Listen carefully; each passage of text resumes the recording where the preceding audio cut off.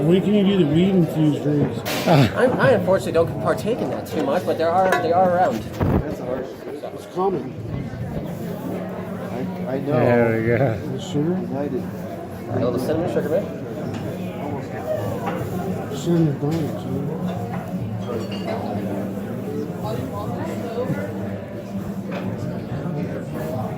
Another couple splashes. Just keep it going. So when I did this drink up in Alaska, I had a big enough martini glass. It would burn for about 30 minutes.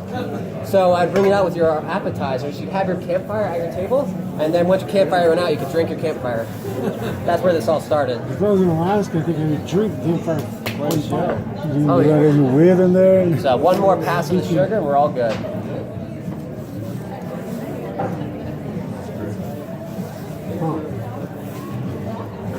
Yeah,